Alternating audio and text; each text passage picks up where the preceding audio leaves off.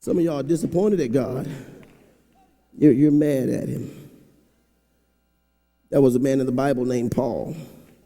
Paul was a preacher. Can I say this last part? Then I'm going to get to my other part and close.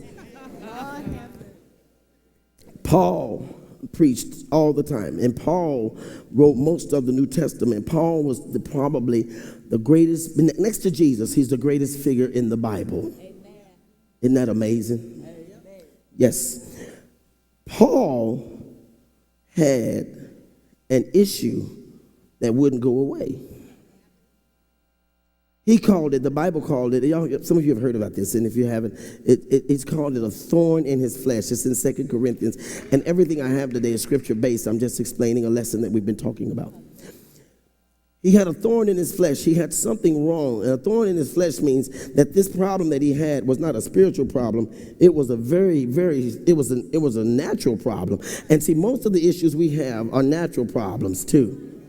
Yeah, because once you're in God, the Lord's trying to reach you through his word. All your other issues are natural stuff.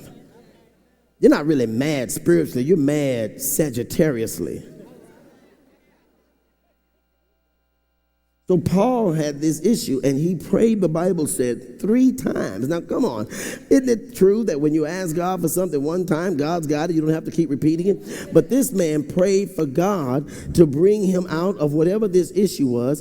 He prayed 3 times. And 3 times, God did not say yes. But after he prayed the 3rd time, God says, I've given you something that you don't know about. So what you might need to do is focus on saying thank you instead of.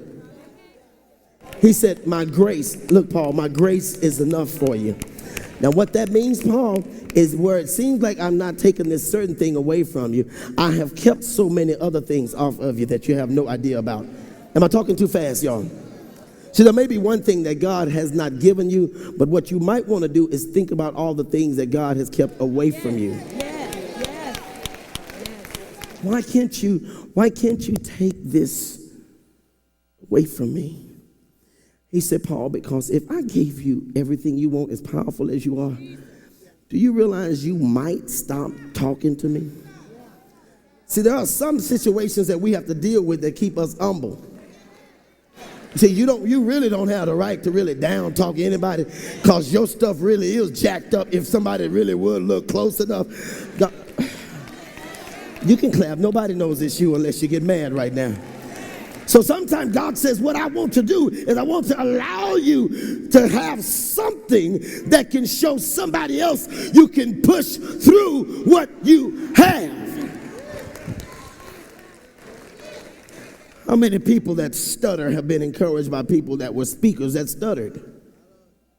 Wouldn't you as a speaker say, Lord, don't let me speak and be laughed at? And of all the things God could do, he left you with that stutter.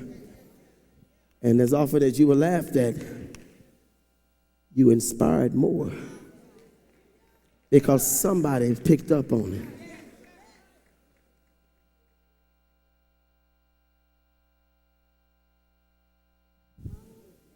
Sometimes people need to see